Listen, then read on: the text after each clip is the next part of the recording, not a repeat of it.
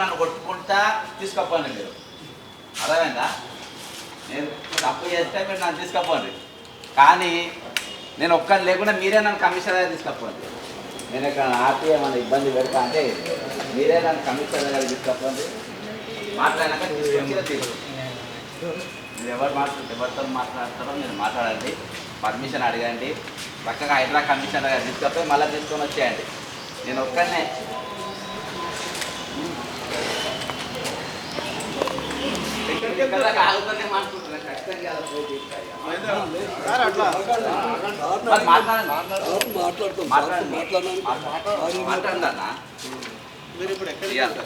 Hydraa commissioner నేను వస్తున్నాను ఆయనకు చెప్పినా కూడా ఆల్రెడీ నేను మ్యాప్లు నేను అన్నీ ప్రూవ్ చేస్తానని చెప్పిన. ఒకవేళ నేను ఆయన ఇల్లు బఫర్ జోన్లో ఉందని ప్రూవ్ చేయకుంటే నా జైల్లో పెట్టుకోమని నేను బెయిల్ కూడా తీసుకోనని చెప్పిన. ఇంతకుమించి ఏం కావాలి చెప్పు?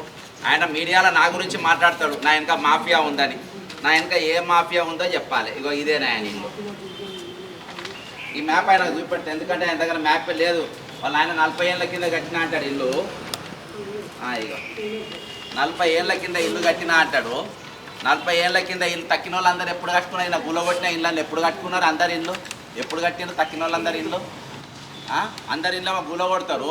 నా ఇల్లు బఫర్ జోన్లో లేదు, నా ఇల్లు బఫర్ జోన్లో లేదు, నా ఇల్లు బఫర్ జోన్లో లేదని చెప్తాడు.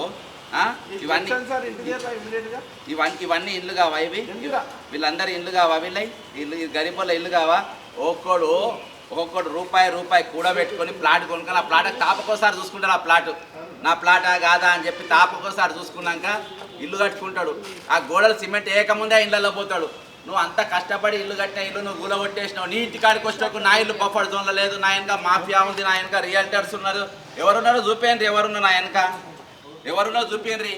ఇలా చూసుకుంటా నేనా రంగనాథ్ గారా హైదరా కమిషనరా? మేము కూడా నేను తప్పు చేసిన అంటే నేను చెప్పింది అబద్ధం అయితే మీరు జైల్లో పెట్టుండ్రి అన్న. నమస్తేనా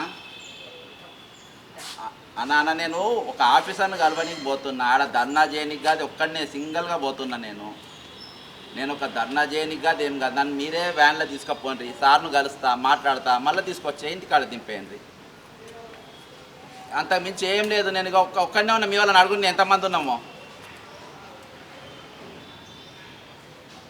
పబ్లిక్ ఆఫీసరా కాదా మాకు తెలుసు కదా అన్న, పబ్లిక్ ఆఫీసరా కాదా మాకు తెలుసు.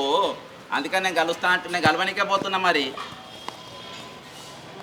అవునా? పబ్లిక్ ఆఫీసరే, పబ్లిక్ అందుకనే కలవని. నా మీద ప్రెస్ మీట్లో మాట్లాడింది కాబట్టి నేను పోతా అంటున్నా నాకు ఎక్స్ప్లెనేషన్ ఇవ్వడానికి.